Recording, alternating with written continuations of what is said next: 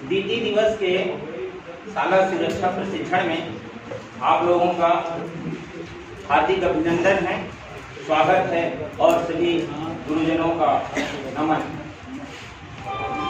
आज हम इस शाला सुरक्षा के अंतर्गत प्राथमिक उपचार के अंतर्गत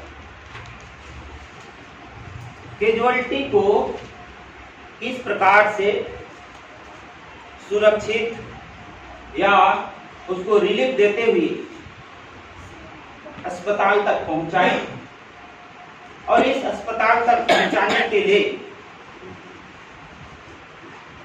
हमको अलग अलग तरह से कैजुअल्टी मिलेंगे। तो कुछ कैजुअल्टी को लिफ्ट करना पड़ सकता है, कुछ कैजुअल्टी अनकॉन्शियस की स्थिति में मिल सकते हैं, तो कई तरह के कैजुअल्टी हमको मिल सकते हैं और हमारे विद्यालय के बच्चों में भी ये समस्या आता है। तो ऐसी स्थिति में उनके साथ हमारा व्यवहार कैसा हो, क्या क्या हमको सावधानी रखना चाहिए और किस तरह से उनको एक स्थान से दूसरे स्थान ले जाना चाहिए, इसके बारे में आज हम थोड़ा जानने का प्रयास करेंगे। तो सबसे पहले देखते हैं सर कि हमारा कैजुअल्टी किस टाइप का मिलता है। तो आज सब काम आप लोगों को करना है बारी बारी से। सर मान लो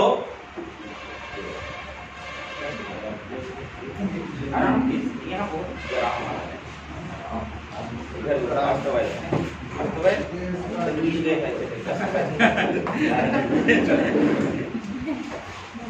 तो हो सकता है हमको कैजुअल्टी किसी भी स्थिति में मिल सकता है। तो सबसे पहला हमारा काम क्या होना चाहिए? तो सबसे पहला हमारा काम क्या होगा? पहले तो प्राथमिक उपचार में बार बार बताया जाता है कि स्वयं की सुरक्षा सबसे पहले खुद की सेफ्टी देखना। आपको बहुत जल्दी ही आपको क्या कर लेना है, कैजुअल्टी के स्थिति परिस्थिति, उस स्थान किस प्रकार का स्थान है, खतरनाक स्थान है क्या आप उसकी मदद कर सकते हैं कि नहीं कर सकते, ये आप स्वयं को उस समय निर्णय लेना। आपको उसका मदद करने के लिए आप एकदम बाध्य नहीं है। तो पहले आपको तो स्वयं को निर्णय लेना है कि उसका आपको हेल्प करना है कि नहीं। यदि आपने उनका हेल्प करने का निर्णय ले लिया है, और जनरली हम ज्यादातर मदद करते ही हैं, तो सबसे पहले हमको क्या करना चाहिए, कैजुअल्टी के पास जाना चाहिए। पहले तो ये देखना चाहिए कि कैजुअल्टी का कंडीशन कैसा है, स्थिति कैसा है। हो सकता है यहाँ आपके परिचित का हो, तो परिचित का हो तो आप उसको नाम लेके उससे बात कर सकते हैं। यदि परिचित के नहीं है तो आप उसको पूछ सकते हैं। जैसे कोई कैजुअल्टी है, हमको सबसे पहले उसको जाके छूना उना नहीं, हमको छूना उना नहीं, पहले पूछ लेना है इसको कि ये कैसे हो। हेलो हेलो, आप कैसे हो, ठीक हो, ठीक हो। अब जैसे कैजुअल्टी ने हमको क्या दे दिया, कैजुअल्टी के तरफ से हमको रिप्लाई मिल गया, अर्थात कैजुअल्टी बात करने बोलने में सक्षम है, मतलब उसका कंडीशन लगभग ठीक है, उसका कंडीशन क्या है, ठीक है। अब इसके बाद हम कैजुअल्टी से आगे और कुछ चीजें पूछ सकते हो, कहाँ के हो, क्यों उठ पा रहे हो कि नहीं पा रहे हो, उनको कितना आराम की मदद की आवश्यकता है कि नहीं। तो कैजुअल्टी को खुद ही पूछना है, क्या आपको मदद की आवश्यकता है, मदद चाहिए क्या। हाँ, यदि वो मदद के लिए तैयार होता है तभी मदद करना, तैयार नहीं होता है, वो यदि मदद नहीं चाहता है तो नहीं करना। यदि मदद वो नहीं चाहता है, उसकी स्थिति जैसी भी हो, यदि नहीं चाहता है तो नहीं करना है, किंतु कुछ देर वहीं आसपास रुके रहना है। इसलिए रुके रहना है कि कभी कभी कैजुअल्टी क्या होता है, मदद नहीं चाहता है किंतु कुछ समय बाद मदद मांग सकता है अपनी स्थिति को देखकर। हो सकता है आपको अपने आसपास और आदमी वहां दिखें, उनसे बोल सकते हैं मदद करने के लिए। आप पूछ के देखिए क्या आपसे मदद लेना चाहता है क्या। कहने का उद्देश्य है कि हमको उसको मदद करना है किंतु उसके अनुमति से मदद करना है। यदि वो कॉन्शियस में है, होश में है, तो बातचीत कर रहा है। वो निश्चित रूप से जनरली आप देखेंगे कैजुअलिटी मदद मांगता ही है, क्योंकि उस समय तो उसको मदद की ही आवश्यकता होती है। तो ऐसी स्थिति में उसके कंडीशन को आपको उसके सहायता से देखना है, उसको पूछना भी है कि कहीं कहाँ चोट लगा है, कहीं पैर तो फ्रैक्चर नहीं हुआ है, उसके शरीर को अच्छा से जांच करना है, पूछ लेना है क्या सांस उस लेने में तकलीफ तो नहीं हो रहा है, यदि उसको चक्कर तो नहीं लग रहा है, घबराहट तो नहीं लग रहा है। यदि उसको चक्कर लग रहा है, घबराहट लग रहा है, तो आप उसको उसके ए वाला पोजीशन को थोड़ा सा ऐसे कर दीजिए, ऐसे कर दीजिए, और उसके शर्ट के बटन को भी क्या कर दीजिए, खोल दीजिए, और वहां भीड़ होने नहीं देना है, ताकि कैजुअलिटी के पास हवा अच्छा से उसके पास पहुंचे और वो अच्छा से अच्छा ऑक्सीजन ले सके, क्योंकि ऑक्सीजन की कमी के कारण ही उसको ज्यादातर घबराहट होगा, चक्कर वगैरह आता है, तो सब इसी के कारण होता है। यदि वो आराम करना चाहता है तो उसको आराम की स्थिति में भी लिटा सकते हैं। और यदि कैजुअलिटी ऐसे जगह में पड़ा है जहाँ जगह उसके लिए सुरक्षित नहीं है, जगह साफ सुथरा नहीं है, हवादार नहीं है, तो आप अकेले यदि उसको उठा नहीं पा रहे हैं, लिफ्ट नहीं करा पा रहे हैं, यदि आपको आसपास कोई मदद नहीं मिलता है, उसको बुलाइए और जहाँ उसके लिए सुरक्षित जगह हो उस जगह पर ले जाके उसको आराम से लेटाइए। और यदि उस समय जो आपको प्राथमिक उपचार बताया गया है उस प्रकार से आप उसके प्राथमिक उपचार कर सकते हैं, चोट उठ लगा है, पट्टी बंधन हुई, इस प्रकार से। और हमको कैजुअलिटी के समस्या को ध्यान में रखते तुरंत हमको क्या करना है, 102 या 108 में कॉल करना है, ताकि उसके पास उसको ले जाने के लिए मदद, डॉक्टरों की मदद पहुंच सके जब ये होश में है। दूसरी स्थिति क्या हो सकता है, कैजुअलिटी क्या हो सकता है, आपके बातों का उत्तर ना दे। यदि आपके बातों का उत्तर ना दे, बहुत प्रयास के बाद ही उत्तर ना दे, तो आप लोग जनरली क्या समझ लेते हैं, जनरली होता क्या है, क्या में हो जाता है, अनकॉन्शियस में आगे रहता है, बेहोशी की अवस्था में हो जाता है। हो सकता है वो चक्कर आके गिर के बेहोश हो गया होगा। बेहोश होने के बहुत सारे कारण हैं, बीपी लो, बीपी हाई, बहुत सारे कारण के कारण वो अचानक बेहोश हो गया हो, अचानक गिर गया। हो सकता हो हमारे घर में भी कोई व्यक्ति हो, अचानक हमारे सामने ही गिर गया और बेहोश हो गया हो। तो अनकॉन्शियस की स्थिति में तक जो शुरू का प्रोसेस तो करना ही है। अब आपको पता चल गया है कि ये व्यक्ति क्या है, बेहोश है, क्योंकि ये हमको किसी प्रकार का उत्तर नहीं दे रहा है और इसकी शरीर भी किसी प्रकार की शरीर से कोई प्रतिक्रिया नहीं हो रही है। आप चाहें तो उस समय आप छू के ऐसे हिला के थोड़ा सा ऐसे करके भी पूछ सकते हैं, किंतु क्या नहीं करना है हमको उस स्थिति में, जूता नहीं सुंघाना है, मोजा नहीं सुंघाना है, इसके गाल को थप्पड़ वगैरह नहीं लगाना है, ये सब काम नहीं करना है। इसमें सबसे जरूरी चीज होता है प्राथमिक उपचार में, आपको क्या नहीं करना है वो जानना सबसे ज्यादा जरूरी है। क्या करना है उससे ज्यादा जरूरी है आपको क्या नहीं करना है। यदि क्या नहीं करना है वो नहीं जानेंगे तो उसके लिए हम भी क्या कर सकते हैं, परेशानी बढ़ा सकते हैं। इसके अलावा चूंकि हमको पता चल गया है कैसा है, अनकॉन्शियस है, बेहोश हो गया है, तो अब हम जनरली क्या करते हैं, कोई व्यक्ति बेहोश हो जाए, चक्कर आके गिर जाए, कुछ बोल नहीं रहा है, बेहोश हो जाता है, तो क्या करते हैं सर, पानी छिड़कते हैं। यही काम हमको नहीं करना है। जितना आप लोग जनरली देखे होंगे, जितना हम काम कर रहे हैं, डॉक्टर लोग इसको नहीं मानते हैं, ये सब नहीं करना है। इसके कई कारण होते हैं।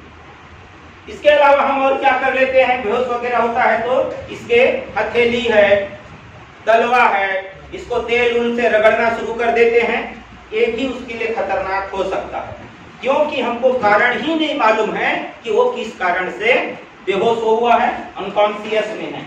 हो सकता है हाई बीपी के कारण वो अनकॉन्शियस में हो और आपने उसके तलवा, हथेली का और क्या कर रहे हो, मालिश कर दे, रगड़ रहे हो, तो हो सकता से उसकी बीपी और क्या हो सकता है, हाई हो जाएगा और बढ़ जाएगा, तो उसका खतरा और बढ़ जाएगा। खतरा क्या हो जाएगा और बढ़ जाएगा। जब तक हमको उसकी समस्या अच्छा से मालूम नहीं है तब तक हमको जो जितना प्राथमिक उपचार में कहा जाता है उतना ही चीज करना चाहिए। तो ये सारी चीजें हमको नहीं करना है।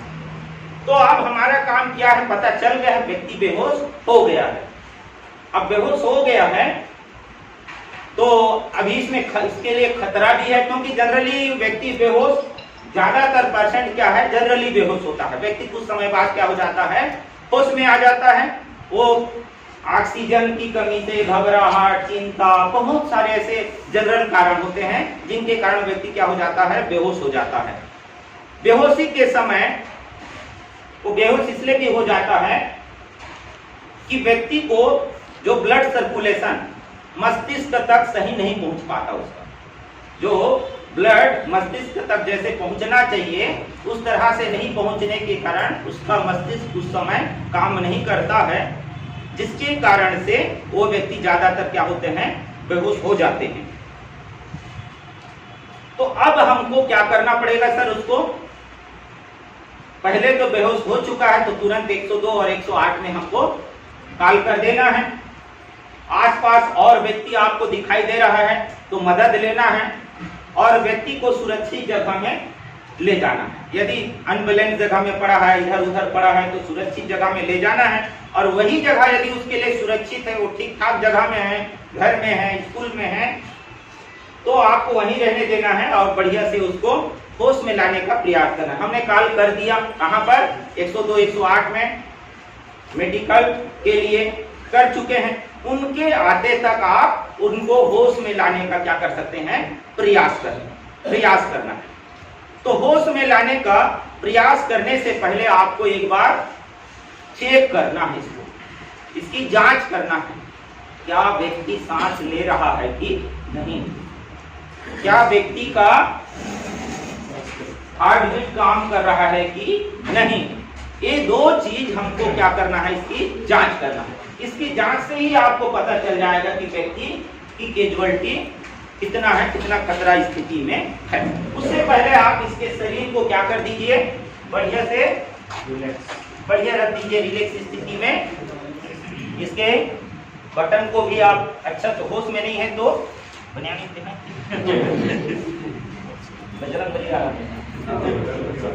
तो इसके बटन वगैरह को क्या कर देना चाहिए, खोल देना चाहिए। अब समझ गए होंगे, पूरा खोलने की जरूरत नहीं है ताकि हवा का प्रवेश अच्छा हो जाए। दूसरा काम आपको क्या करना है, इसके एयर में दूसरा चीज क्या करना है, आपको जांच करना है कि ये सांस ले रहा है कि नहीं। तो पहले तो एयर बैग खोल दो, हो सकता है सांस अच्छा से ना ले रहा होगा तो ये नली एयरवे वाला नली है, ऐसे करोगे तो आसानी से सांस लेगा। उसके बाद आपको ऐसी पता चलेगा सांस ले रहा है कि नहीं ले रहा है। नहीं चल रहा है तो आप उसके नाक के पास इस प्रकार से ले जाओ, तो आपको गरम गरम उष्मा का एहसास होगा या सांस चलने का। तो आपको इस प्रोसेस को आपको कुछ देर रुके रहना है। आप करके देखना घर में, बचेगा आपका उसका एयर एक बार अंदर जाएगा, जब बाहर आएगा तो आप यहाँ पर पड़ेगा, हल्का सा गर्माहट भी महसूस होगा, तो आप पता चल जाएगा। यदि आप 15 सेकंड तक भी देखे मगर आपको इस तरह से उसके सांस लेने का कोई पता नहीं चला, मतलब आपको लगा कि वो ब्रीथिंग नहीं ले रहा है, सांस नहीं ले रहा है, तो एक बार उसके सीना को भी देखिए, क्या सीना इसका जो छाती है ऊपर नीचे हो रहा है कि नहीं। वहां से भी आप निरीक्षण कर सकते हो या छू के दे सकते हो ऐसे। तो हाथ से भी क्या होता है पता चलता है, ऊपर नीचे देखने से भी क्या होता है पता चलता है। तो इस तरह से कैजुअलिटी ब्रीथिंग ले रहा है कि नहीं ले रहा है ये आपको पता चलेगा। यदि वो सांस ले रहा है, यदि वो सांस ले रहा है या उसकी सांस सही तरीके से चल रहा है तो ज्यादा खतरा नहीं है। फिर भी आप उसके हार्ट बीट भी चेक चाहे तो कर सकते हैं। हार्ट बीट चेक करने के लिए हम तो एक्सपर्ट नहीं है, डॉक्टर लोग ज्यादातर यहाँ पर करते हैं। हमको इसके लेफ्ट साइड में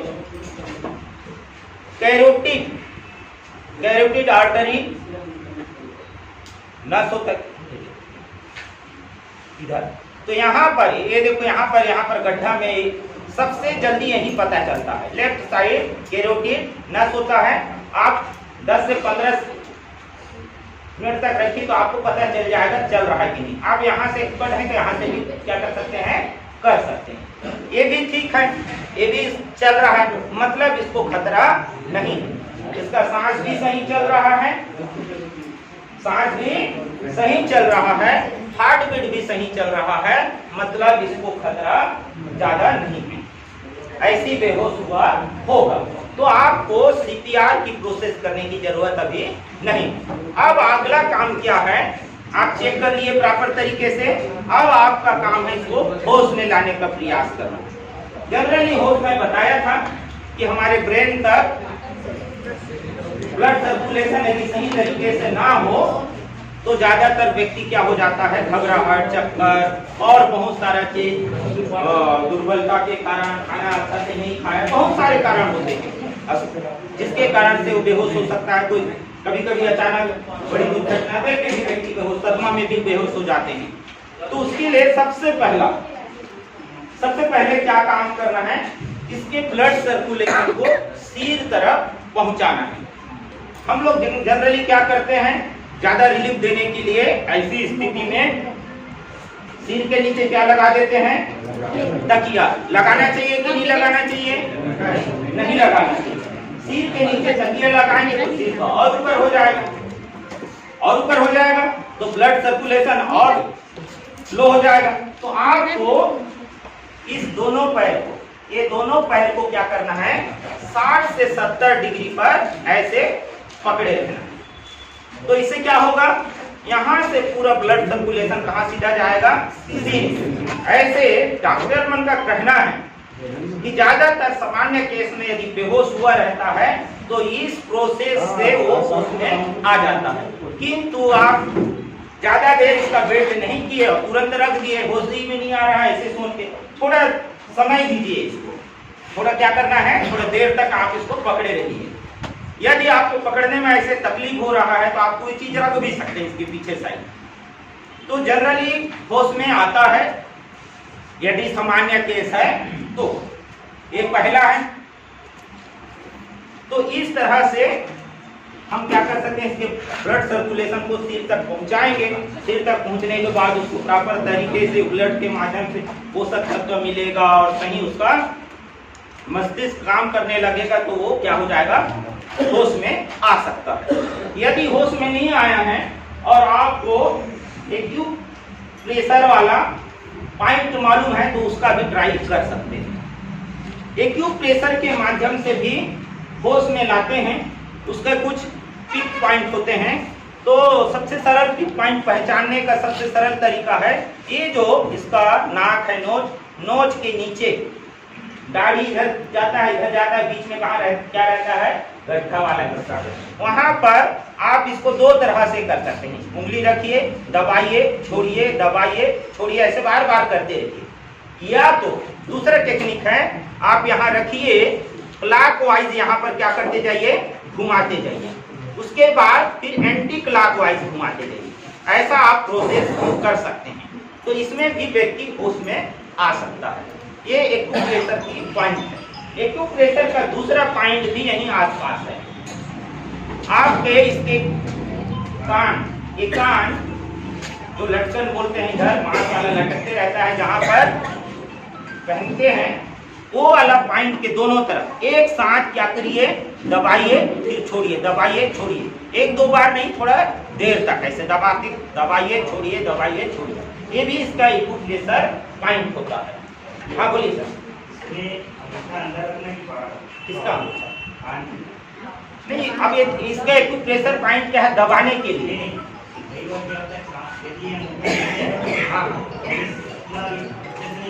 ऊपर आप जैसे दबाएंगे ना सर, इसमें आप जनरली देखेंगे, मैं भी अभी जैसे दबाते समय नहीं सोचा इस चीज को कि अंगूठा ऊपर रखना चाहिए कि नीचे। आपका हाथ ऑटोमेटिक ना वैसे ही जाता है, ऐसे जाओगे ना तो आप करके देखना, अंगूठा ऊपर ही आएगा आपका, जनरली आता है सारे चीज में। आप अच्छा, आपका ऐसा क्वेश्चन है तो इसको दबाना है। आप दबाने में भी एक चीज ध्यान रखना, इतना नहीं दबाने से होश में आएगा तो इतना नहीं दबाना है, मतलब थोड़ा प्रेस देना है थोड़ा सा। तीसरा प्रेशर पॉइंट, ये पैर का ये वाला हिस्सा दोनों पैर का ये वाला हिस्सा में ये साथ आप उसमें इस प्रकार से जैसे क्लॉकवाइज जैसे दबा के उसमें भी ऐसे कर सकते हैं। तो ये 3 पॉइंट है होश में लाने का।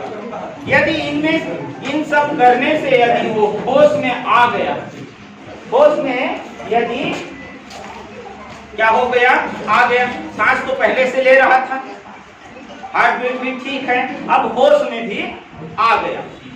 अब होश में आ गया तो अब क्या करें हम, होश में आने के बाद थोड़ा कैसा लग रहा है पूछेंगे ना उसको, अब कैसे लग रहा है, पहले से ठीक लग रहा है कि नहीं। तो उसको होश में आके ही तुरंत खड़े नहीं कर देना है और ना ही तुरंत बिठा देना है, उसको रिलैक्स पोजीशन में आपको क्या करना है, रखना है आराम की स्थिति में। तो उसके लिए भी सीपीआर के लास्ट स्टेज में रहता है, क्योंकि मैं बताता हूँ कि आपको आराम की स्थिति में कैसे उसको लाना है। ध्यान दीजिए, इसमें एक सावधानी है, यदि कैजुअलिटी का रीढ़ की हड्डी टूट गया हो या रीढ़ के हड्डी से संबंधित उसको परेशानी हो और उस जानकारी आपको पहले से मालूम है, तो आप उसको अभी जैसे बताया जा रहा है अच्छा चीज आ गया है,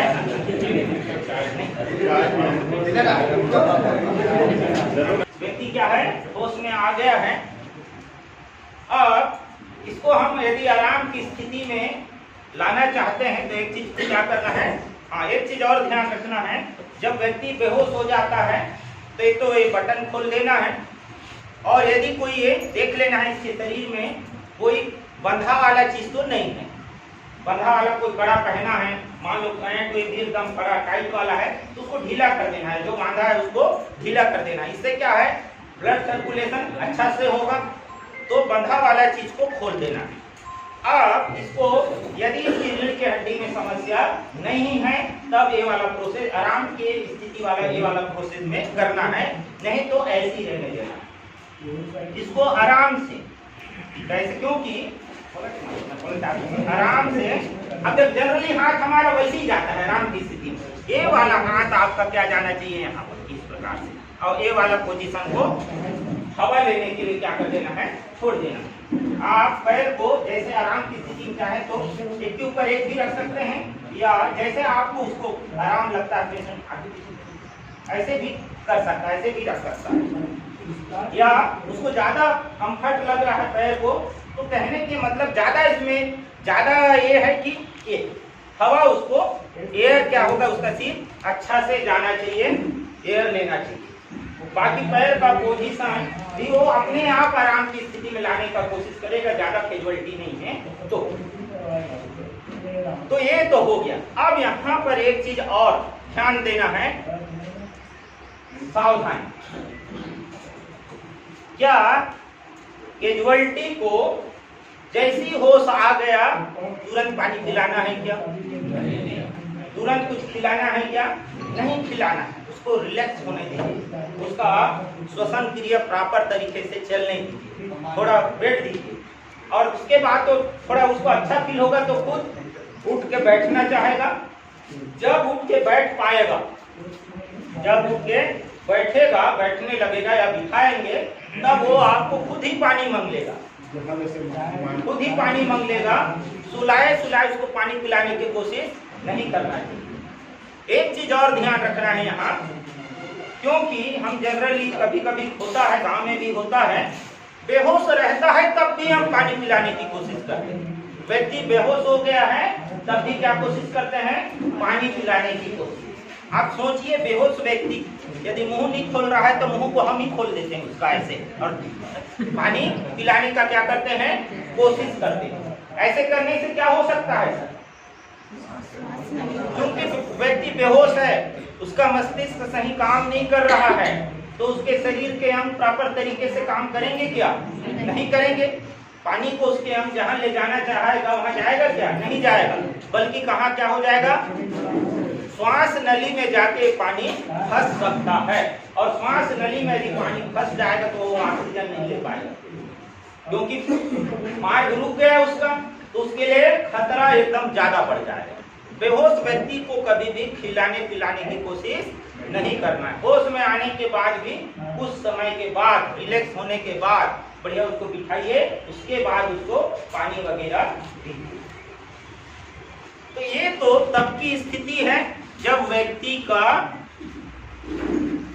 ब्रीथिंग भी ले रहा है और उसका हार्ट बीट भी काम कर रहा है, हार्ट बीट भी काम कर रहा है।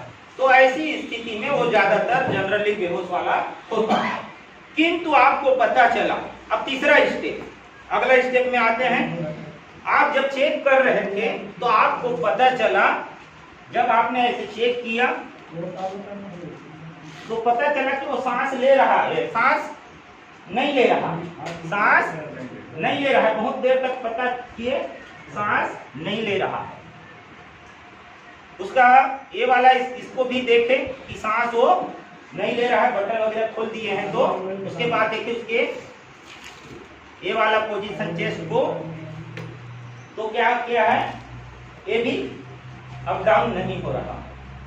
तो समझ लीजिए कि वो अच्छा से ब्रीदिंग नहीं ले रहा है। तो उसके एयर पोजीशन को अच्छा से करिए और फिर एक बार चेक करने की कोशिश कीजिए, तो भी आपको पता नहीं चला, सांस नहीं ले रहा है, मतलब वो ऑक्सीजन अभी नहीं ले रहा है, सांस नहीं ले रहा है। तुरंत आप उसके बाएं साइड के कैरोटिड आर्टरी को चेक करिए, क्या सांस नहीं ले रहा है, तो हार्ट बीट चल रहा है क्या, इसका पल्स चल रहा है कि नहीं।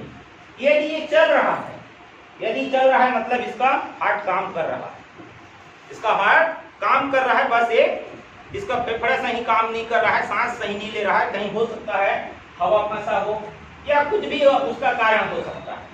तो आपको उस समय इसको क्या करना है, आपको आर्टिफिशियल सांस देना है, आर्टिफिशियल सांस देना है। तो जिसके लिए आर्टिफिशियल सांस देने के लिए आपको क्या करना है, केवल सांस देना है, बस केवल आप इसके ये वाला मुंह को क्या कर दीजिए, आप प्रेस करके ऐसे खोल दीजिए, क्योंकि वो तो बेहोश है, अभी ये होश में ही ऐसे कर रहा है, समझ में आ रहा है ना। तो करेगा नहीं, खुल जाएगा, क्या हो जाएगा, खुल जाएगा। और इस नाक को क्या कर दीजिए, बंद। मगर इससे पहले आपको एक चीज का ध्यान रखना पड़ेगा। आप जानते हैं वह व्यक्ति परिचित का है और गंभीर बीमारी से पीड़ित है, और यदि आप माउथ टू माउथ इसको सांस देंगे तो वह बीमारी संक्रमित होकर आपके ऊपर आ सकता है। तो आप ये प्रोसेस को नहीं करना है, आज तक दूसरा उपाय ढूंढना है पाइप वगैरह के माध्यम से, यदि वो बीमारी से पीड़ित है। और ये सांस देने का प्रोसेस क्या है, आप अपना पोजीशन अच्छा से बना लीजिए कंफर्ट पोजीशन में, और यहाँ पर पकड़िए इसको और इसको ऐसे खोल लीजिए। अब अच्छा से आपको सांस लेना है, खुद को सांस लेना है, क्योंकि उसके मुंह के अंदर सांस क्या करना है, फेंकना है। तो अच्छा से आप गहराई से सांस लीजिए। पहले नाक इसका क्या कर दीजिए, बंद कर दीजिए। यदि नाक बंद नहीं करेंगे, सांस लेंगे, नाक तरफ से निकल जाएगा, सीधा फेफड़ा तरफ पहुंचेगा क्या, नहीं पहुंचेगा। तो ऐसे सांस गहराई से लीजिए, करके इसमें फोर्स से क्या कर दीजिए, फेंकते जाइए, और फिर नाक चाहे तो खोल सकते हैं। बार बार एक प्रोसेस क्या करना है, करते रहना है, और उसके बाद चेक करते जाना है क्या वो सांस ले रहा है। ये प्रोसेस आपका एक तरह से लाइफ सेविंग प्रोसेस होता है। व्यक्ति उस समय यदि उसको सही समय में ये प्राथमिक उपचार नहीं मिलता है तो कैजुअलिटी का जान भी इसमें ज्यादातर जाता है, क्योंकि हॉस्पिटल तक हम पहुंचा नहीं पाते हैं। ज्यादातर ये वाला हार्ट अटैक को अगला केस में भी ज्यादातर क्या होता है, यदि उसी समय यदि हम उसको CPR दे दें, घर में उपलब्ध करा दें, तो बचने का चांस सबसे ज्यादा रहता है। यदि समय पर उसको क्या मिल जाए, CPR मिल जाए, तो बचने का सबसे ज्यादा चांस है, क्योंकि इसको बचाने का सबसे पहला उपाय वही है, पहला उपाय वही है। उसके बाद तो डॉक्टर के पास इलाज कराने जाना है।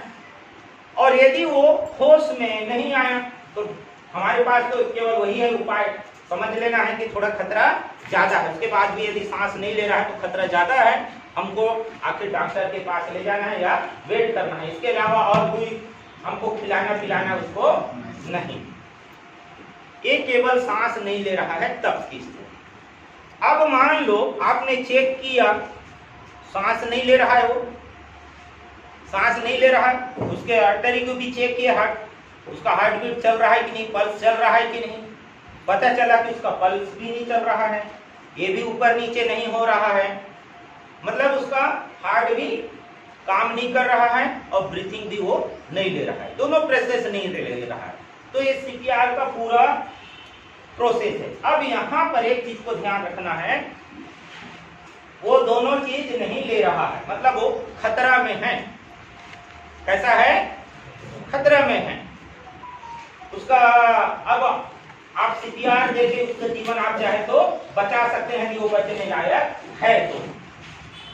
अब इसमें एक चीज का निर्णय लेना है कि वो देखना है कि एडल्ट है कि बिलो 8 वर्ष है, क्या शिशु है। तीनों का सीपीआर का प्रोसेस अलग अलग है। 8 वर्ष से यदि कम के बच्चे हैं तो उसको किस तरह से सीपीआर देना चाहिए, कहीं कहीं ये 12 वर्ष भी है, और शिशु हैं तो उनको कैसे, शिशु का तो केस और भी बहुत कम रहता है, तो उसके लिए क्या प्रोसेस है। तो एडल्ट के लिए अभी सबसे पहले बताते हैं सर। तो एडल्ट के लिए अब आपको कंप्रेशन भी देना पड़ेगा। क्या देना पड़ेगा? कंप्रेशन भी देना पड़ेगा और ब्रीथिंग भी देना पड़ेगा, क्योंकि उसका हार्ट भी काम नहीं कर रहा है और उसका सांस भी नहीं ले रहा है, ब्रीथ भी नहीं ले रहा है। अब कंप्रेशन देने के लिए पहले तो आपको इसको क्या कर लेना है, खोल लेना है। अब आप खोलोगे तो पता चलेगा यहाँ पर ऐसे छूते हुए आओगे तो आपको पता चलेगा यहाँ गड्ढा मिलेगा, यहाँ पर गड्ढा मिल जाएगा। जैसे इसका रिब्स, इधर का रिब्स खत्म हो जाता है, दोनों तरफ का रिब्स खत्म हो जाता है तो गड्ढा मिलता है, यहाँ पर मिलता है। वहां से थोड़ा सा 2 उंगली नीचे या 2 इंच नीचे इधर आप अपना हाथ का पोजीशन, जिस हाथ में आपको प्रेशर अच्छा है इस प्रकार से बना लीजिए, दूसरा हाथ को ऐसे इस पर लॉक कर दीजिए ऐसे और ऐसे ये पोजीशन बना लीजिए, और आपका भी पोजीशन इस प्रकार से बना लीजिए। यदि एडल्ट है तो इसको जब प्रेस करते हैं तो कम से कम प्रेस करते समय 1.5 से 2 इंच नीचे दबना चाहिए, 1.5 से 2 इंच नीचे दबना चाहिए, तभी ये सही काम करेगा। तो आपको ये वाला प्रोसेस को 30 बार करना है। कितने बार करना है? 30 बार करिए और तुरंत 2 बार माउथ टू माउथ ब्रीथिंग कीजिए। 30 बार करिए, फिर 2 बार माउथ टू माउथ ब्रीथिंग करिए। आप इस प्रकार से इसको क्या करते जाना है, प्रेस करना है आपको जल्दी जल्दी ऐसे। समझ में आ रहा है ना? इस प्रकार से। अब अभी मैं जोर से नहीं करूंगा तो पसली टूट सकता है इसका। समझ में आ रहा है ना? किंतु उस समय ये क्रिटिकल पोजीशन में रहेगा। समझ में आ रहा है ना? आपको उसके पसली का उस समय ध्यान नहीं रखना, टूट भी जाएगा। यदि वो होश में आ जाता है, कॉन्शियस में आ जाता है, तो उसका पसली को डॉक्टर जोड़ देंगे, किंतु उसको लाइफ मिल जाएगा, जीवन मिल जाएगा। तो इसलिए आप उस समय उसके पसली का ध्यान रखने की उतना ज्यादा आवश्यकता नहीं है। तो आप 30 बार ऐसे क्या करिए, इसको प्रेस करिए। आप ध्यान रखिए प्रेस करते समय आपका ये दबना चाहिए, आप हिलो मत ऐसे, पता इधर दब नहीं रहा है, आप हिल रहे हैं। तो प्रेस होना चाहिए, नीचे दबना चाहिए। 30 बार दबिए और एक ही व्यक्ति हो, यदि रेस्क्यूअर एक ही व्यक्ति है तब कर बता दूं। 30 बार आप क्या करिए, उसको प्रेस करिए। मान लो आप पता चल गया 30 हो गया, तुरंत करिए और उसको क्या करिए, कितने बार ब्रीदिंग दीजिए, 2 बार। 2 बार ब्रीदिंग दीजिए, चेक करिए कहीं सांस आ तो नहीं गया, ब्रीथ तो चल तो नहीं रहा है। और फिर ये प्रोसेस आपको तब तक के करते रहना है जब तक के डॉक्टर वहां आ नहीं जाते, जब तक ये प्रयास को आप कंटिन्यू करते जाना है। आपका ये साइकिल 5 से अधिक बार हो गया, उसके बाद भी यदि वो आपको कुछ भी रिस्पांस नहीं है, मतलब समझ लो कि वो बहुत ज्यादा खतरा में है, गंभीर है। मतलब जो साइकिल पोजीशन, ये एक बार का एक साइकिल हो गया, एक चक्र हो गया। इस तरह से यदि आप 5 चक्र कंप्लीट किए हैं, उसके बाद भी रिस्पांस नहीं आ रहा है तो ज्यादा खतरा में है। अभी मैं एक रेस्क्यूअर का बताया। यदि आपके पास 2 रेस्क्यूअर हैं, दोनों एक्सपर्ट हैं, दोनों प्राथमिक उपचार करने जानते हैं, सीपीआर करने जानते हैं, तो ऐसी स्थिति में एक व्यक्ति क्या करेगा, कंप्रेस करेगा, और दूसरा व्यक्ति क्या करेगा, माउथ टू माउथ ब्रीथ देगा। इसमें भी रेशियो वही है 30:2। इस बार कंप्रेशन और 2 बार माउथ टू माउथ ब्रीथ। किंतु यदि 8 वर्ष से कम है, 8 वर्ष से कम है और एक ही रेस्क्यूअर है, एक रेस्क्यूअर एक ही है, तो सिंगल हैंड से, ये वाला एक ही हाथ से वो उसी हाथ पे क्या करेगा, वो कंप्रेशन देगा। कितने हाथ से, एक हाथ से, एक हाथ से क्या कर देगा, कंप्रेशन देगा 30 बार और माउथ टू माउथ ब्रीथ देगा। यदि रेस्क्यूअर 2 हैं, रेस्क्यूअर यदि 2 व्यक्ति हैं, तो ये 30 के जगह रेशियो हो जाता है 15:2। 15 बार कंप्रेशन देना है और 2 बार माउथ। और शिशु के लिए 2 उंगली का उपयोग करना है। 2 उंगली का उपयोग करके क्या करना है, कंप्रेसर लेना है। इसका भी यदि सिंगल है तो 30:2 और डबल रेस्क्यूअर है तो 15:2। इसमें 15:2, मगर इसमें चेक करना है, जो बच्चे का रहता है चेक करने का, आपको यहाँ आर्टरी कैरोटिड में चेक नहीं करना है, यहाँ चेक करना है। कहाँ चेक करना है आपका, ये यहाँ से एक नस जाता है, इधर यहाँ से आपका एक नस जाएगा, यहाँ पर बच्चे के लिए चेक करना है आपका, इसका पल्स वाला। अब 2 रेस्क्यूअर है तो बता ही दिए। इसका एक बच्चे का, शिशु के लिए दूसरा भी तरीका है कंप्रेशन करने का। ये वाला आपके दोनों हाथ के अंगूठे की मदद से भी, आप यहाँ इस प्रकार से हाथ के अंगूठे की मदद से भी, दोनों अंगूठे से भी ऐसे कंप्रेस कर सकते हैं शिशु के लिए। तो इस तरह से हमको क्या करना है, सीपीआर देना है। इस तरह से क्या करना है, हमको सीपीआर देना है। अब मान लो व्यक्ति होश में आ गया, सांस चलना शुरू हो गया, होश में आया क्या नहीं आया, उसका आप पता चला कि वो सांस लेना शुरू कर ले रहा है, उसका पल्स भी क्या हो गया, हार्ट बीट भी काम करना शुरू हो गया। मतलब समझ लो कि वो खतरा से बाहर आ गया है, खतरा से बाहर आ गया है। अब उसका इलाज कराना है, डॉक्टर आएगा तो उसको आराम की पोजीशन में लिटा दीजिए। अभी जो बताए थे ऐसे, उस आराम की पोजीशन में क्या कर दीजिए, हाथ को ऐसे करके इसको ऐसे, इसको सिर को करके लिटा दीजिए। कब तक के लेटे रहने दो, जब तक के डॉक्टर आ रहा है तब। हाँ, इस तरह से हमको क्या करना है सर, सीपीआर का प्रोसेस देना। तो सीपीआर लाइव सेविंग प्रोसेस कहलाता है। उस समय जो प्राथमिक उपचार करने वाला व्यक्ति होता है वो सबसे महत्वपूर्ण होता है।